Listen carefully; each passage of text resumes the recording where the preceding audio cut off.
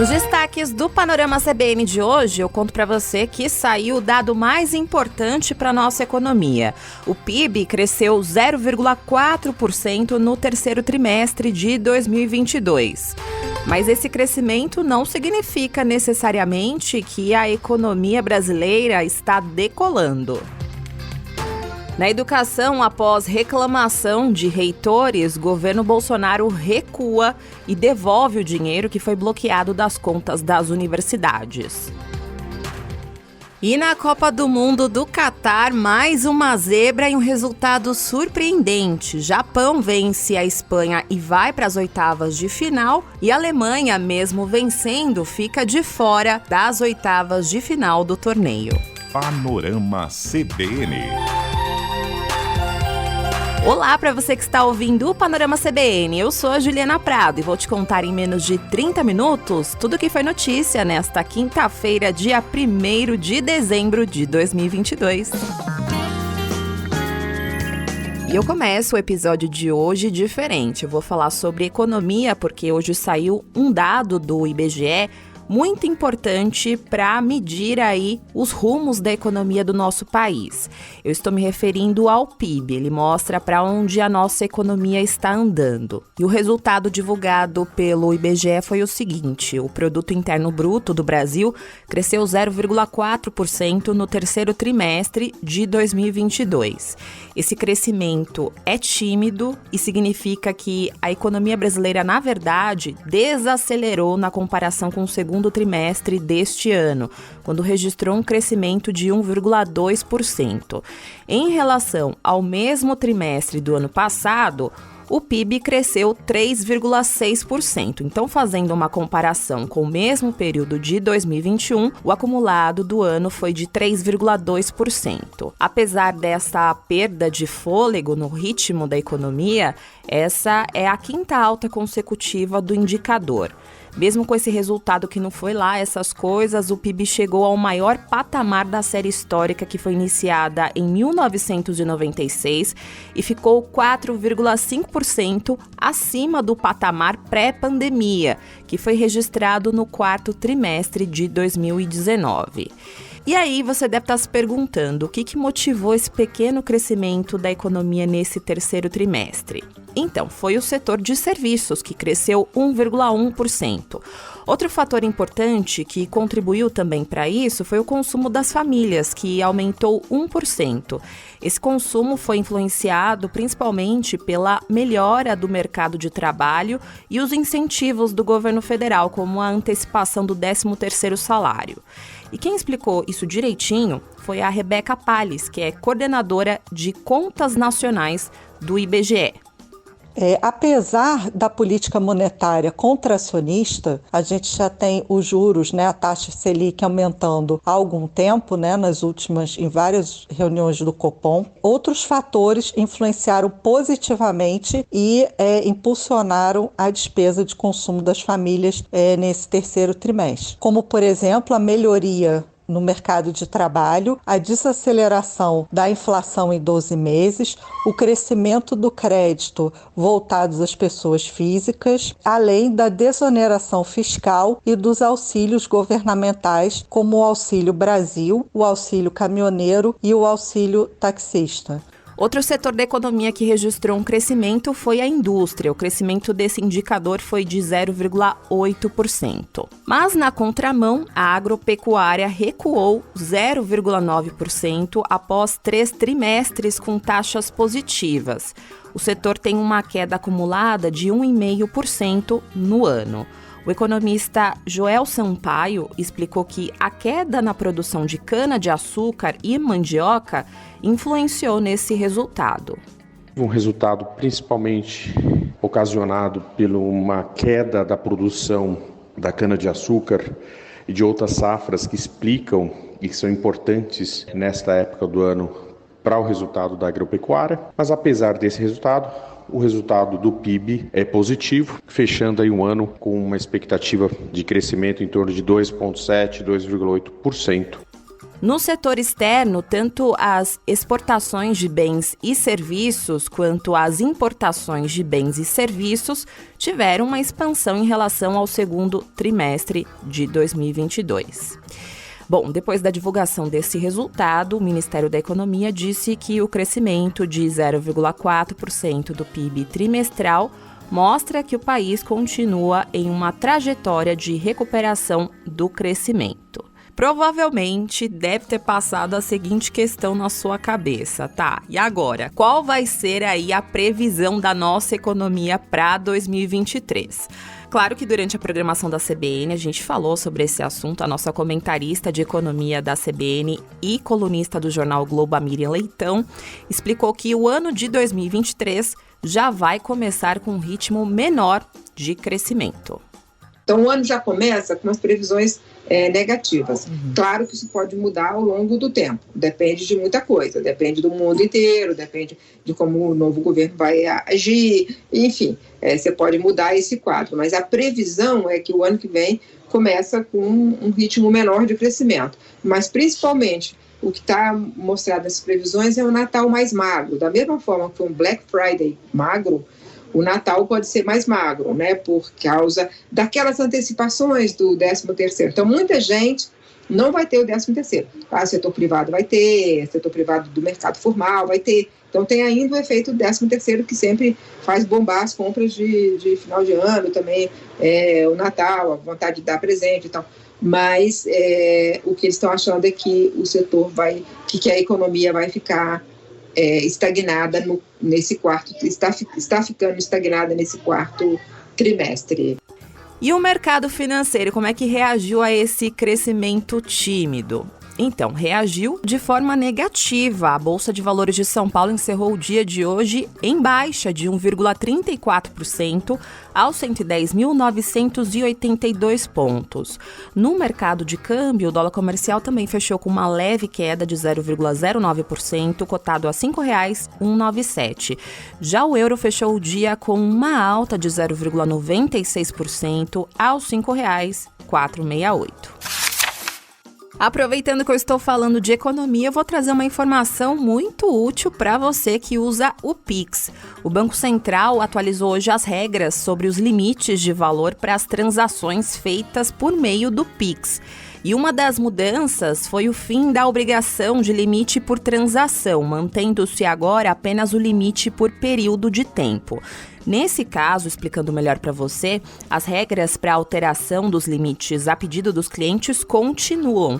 Isso de maneira que pedidos de redução devem ser acatados imediatamente, enquanto as solicitações para aumento dos limites são processados entre 24 horas e 48 horas. Além disso, os parâmetros para definir os limites de transações para as pessoas jurídicas também passa a ficar a critério dos bancos, e a base para definir os limites nas transações com a finalidade de compra é a TED e não mais o cartão de débito. Outra alteração anunciada foi em relação ao horário noturno. Segundo o Banco Central, a customização do horário noturno diferenciado passa a ser opcional e fica a critério do banco oferecer a possibilidade do usuário solicitar que o período noturno fique entre 10 horas da noite e 6 horas da manhã. Normalmente, o período fica entre 8 horas da noite e 6 horas da manhã. Outra novidade também, segundo o Banco Central, é o aumento do valor limite para retirada de dinheiro por meio das transações Pix-Saque e Pix-Troco. O limite para o saque com Pix passa de R$ 500 para R$ 3.000 durante o dia e de R$ 100 para R$ 1.000 durante a noite. Segundo o Banco Central, o objetivo dessas mudanças é simplificar as regras de implementação e aprimorar a experiência dos usuários. Essas novas regras do Pix que eu contei para você vão começar a valer mesmo a partir do dia 2 de janeiro.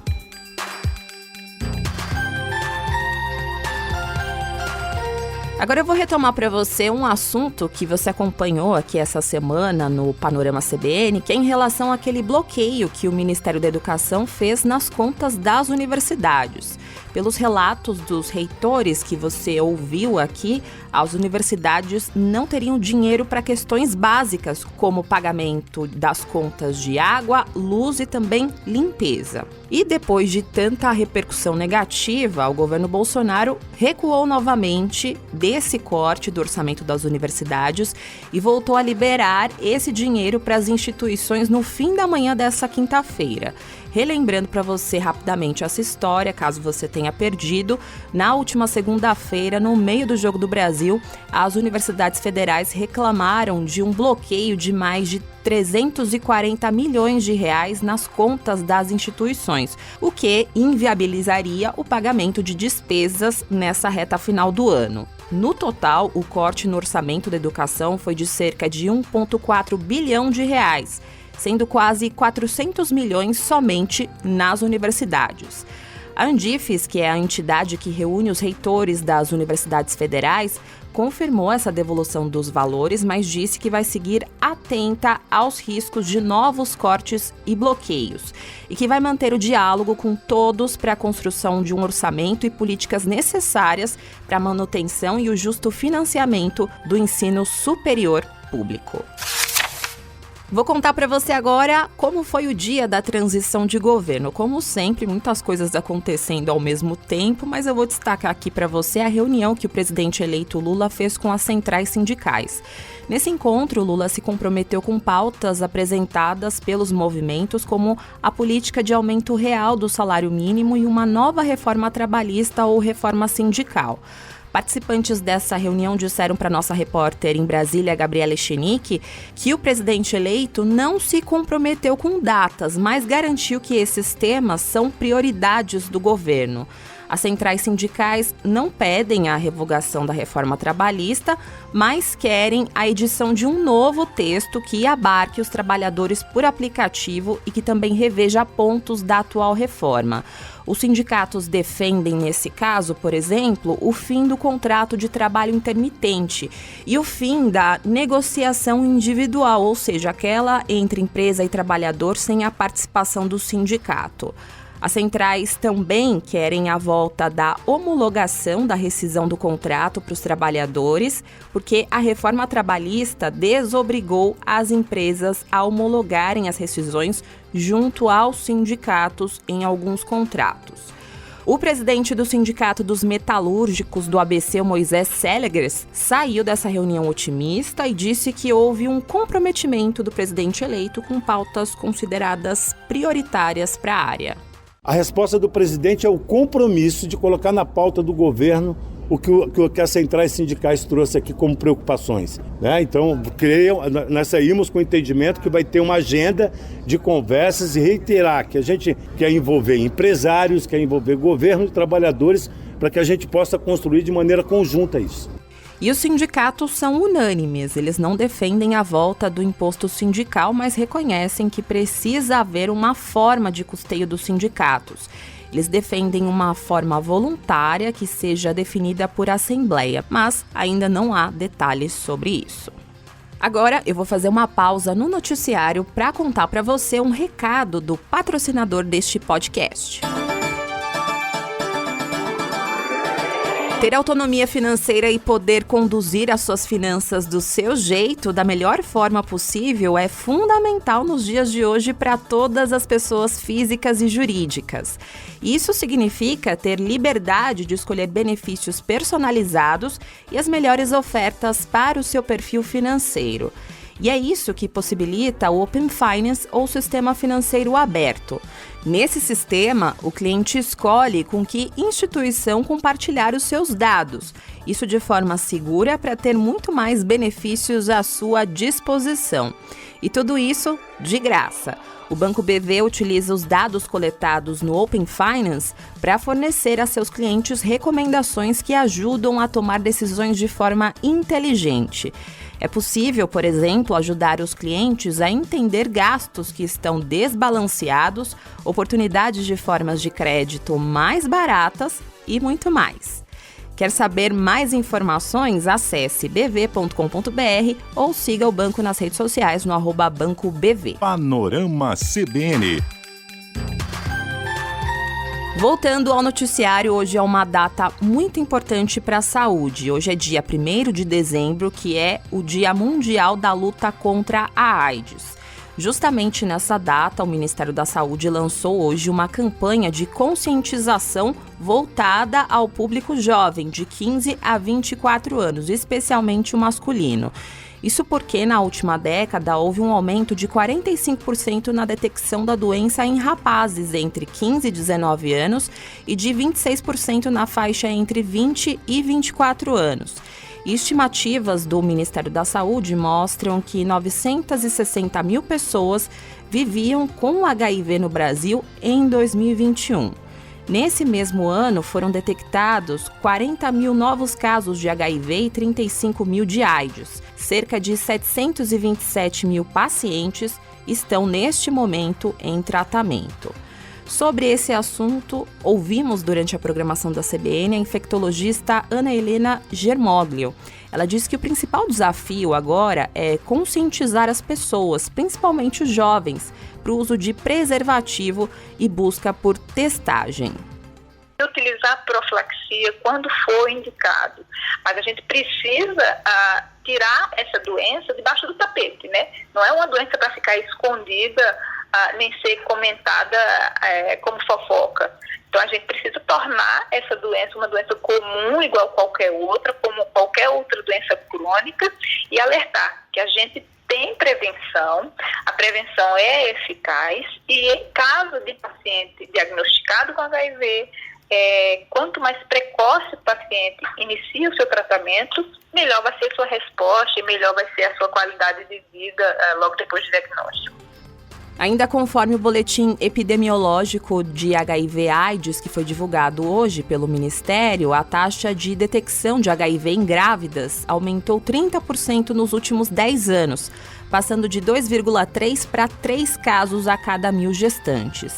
Entre 2000 até junho de 2022, foram notificadas quase 150 mil grávidas e mulheres que acabaram de dar à luz com a infecção pelo HIV.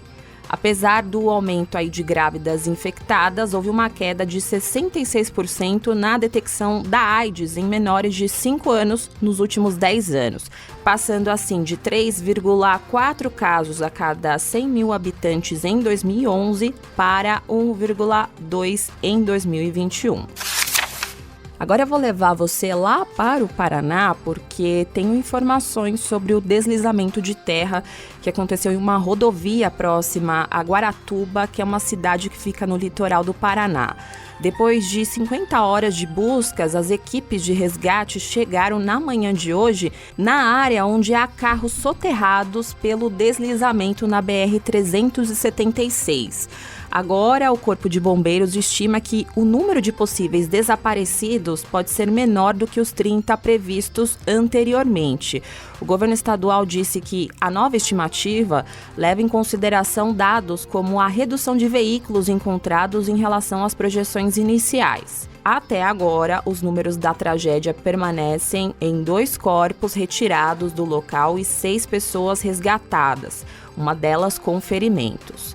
Nessa madrugada também foi realizada uma limpeza da pista no sentido norte, retirando do local 7.000 metros cúbicos de terra. Também é feita ao mesmo tempo uma drenagem dos pontos alagados para diminuir os riscos de novos desmoronamentos no local desse acidente. E essa tragédia teve sobreviventes, como, por exemplo, o motorista de caminhão Edicarlos Lima Paiva. Ele estava muito próximo ao trecho atingido pelo deslizamento e ele contou que no momento desse acidente ele ouviu um barulho. Ele disse que ouviu um estalo e, na sequência, árvores e terra começaram a descer. Nesse momento, ele segurou no volante e a terra jogou ele do outro lado da rodovia. Ele disse que foi tudo muito rápido, ele saiu correndo porque ele ficou com medo de vir outra avalanche de terra. O motorista, que é de Limeira, no interior de São Paulo, ele estava vindo do Mato Grosso, transportando uma carga de milho. Segundo Ed Carlos, ele escapou dos entulhos por pouco. Ele contou que se tivesse 10 metros para frente, a lama teria engolido ele. Nunca passei, aos longos dos meus 34 anos de cima de caminhão, 33 para 34, nunca passei. Andando nesse Brasil, já vi acidentes, né? Mas, assim, da força da natureza, como aconteceu aí, viveu a minha ferramenta de trabalho, a situação que ficou, mas eu agradeço a Deus por mais um livramento na minha vida e estou aqui para contar a história. Agora é Copa, bate forte o coração. Momento de atualizar você sobre a seleção brasileira que joga amanhã na Copa do Mundo do Catar. O Brasil fez hoje o último treino antes do jogo contra Camarões, que acontece amanhã às 4 horas da tarde. E se a equipe confirmar a primeira colocação do Grupo G, a partida das oitavas de final vai ser disputada na segunda-feira contra o segundo colocado da chave que tem Portugal, Uruguai, Gana e Coreia do Sul. E com o Brasil aí já classificado para as oitavas de final, o técnico Tite vai adotar em campo um time reserva, como fez ontem a França, que acabou perdendo o jogo para a Tunísia. O Tite admitiu que essa escolha é sim arriscada, mas ele entende que esse é um risco que vale a pena correr para descobrir coisas boas que podem surgir do banco de reservas da seleção, como já aconteceu inclusive no segundo tempo dos 2 primeiros jogos. Nesses 2 últimos jogos, 5 entraram quando o jogo já estava encaminhado, certo? E outros 4 entraram para modificar o jogo. Isso é uma forma representativa e real da qualificação. Vou ter eu aqui que colocar 11 só, mas que a vontade era de colocar mais pela qualidade que eles têm. E o capitão do Brasil amanhã vai ser Daniel Alves, ele mesmo. Nome polêmico, da convocação, porque ele tem 39 anos, não joga desde setembro, tá num time pequeno, mas mesmo assim ele foi convocado e muitos se questionaram, Será que ele tem condições de jogar uma Copa do Mundo? Olha, se depender do Daniel Alves, sim, ele disse que não está nem um pouco preocupado com isso e ainda mandou um recado para a turma que falou que ele foi para a Copa só para tocar pandeiro e animar o pessoal. E é o que eu tratei de fazer durante todo esse tempo, são 16 anos na seleção brasileira. E a minha missão na seleção brasileira sempre foi essa. Eu acho que eu estou colhendo o que eu plantei durante todos esses 16 anos. É normal que as pessoas contestem, pela idade, ou de repente não está no meu melhor momento. Mas eu acho que não é simplesmente estar no melhor momento nos teus clubes. É estar no melhor momento aqui dentro da seleção brasileira. E isso é que eu trato de fazer. Ainda falando em seleção, o atacante Neymar vai ser avaliado no sábado para saber se vai ter condições de voltar a jogar na Copa do Mundo do Catar. Ele teve uma entorse no tornozelo direito na estreia do Brasil na competição contra a Sérvia, mas o Brasil não tem só o Neymar que está afastado. Danilo e Alexandro também estão de fora dos jogos. E hoje também teve mais jogos decisivos. Atenção aqui para essa informação. A Bélgica, ela mesma, que eliminou o Brasil na Copa passada, foi eliminada hoje após o empate em 0-0 contra a Croácia, que avançou às oitavas de final pelo Grupo F. Depois desta derrota, o técnico Roberto Martinez, que estava no comando da seleção desde 2016 e que foi o comandante da melhor geração belga nos gramados, pediu demissão. Outra seleção garantida na próxima fase é o Marrocos, que derrotou o Canadá por 2-1 e conquistou a liderança da chave. E com isso, o Marrocos voltou a disputar as oitavas de final de uma Copa do Mundo após 36 anos. Por fim, 2 jogos fecharam o dia e foram jogos muito emocionantes com reviravoltas. E tivemos mais uma zebra na Copa, viu? O Japão virou o jogo e se classificou para as oitavas de final. O Japão venceu a Espanha por 2-1, mesmo assim com esse resultado, a Espanha vai avançar também para as oitavas de final. Agora o Japão vai enfrentar a Croácia e a Espanha vai pegar o Marrocos. E vou chamar de novo a sua atenção, porque tivemos aí um resultado surpreendente. A Alemanha venceu por 4-2 contra a Costa Rica, mas está eliminada na fase de grupos da Copa. Isso aconteceu por causa do saldo de gols com a Espanha. Essa é a segunda vez seguida que a Alemanha cai na fase de grupos.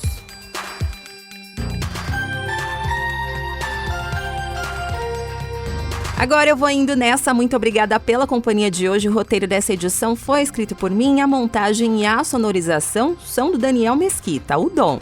E você pode me encontrar lá nas redes sociais, no @Juliana_Deprado no Twitter, no Insta é só procurar por @JulianaDeprado e tem também o e-mail juliana.prado@cbn.com.br.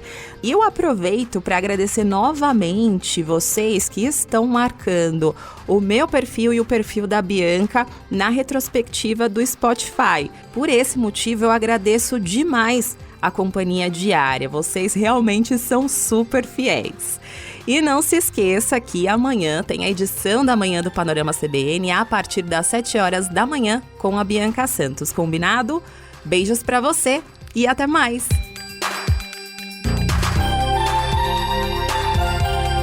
Panorama CBN.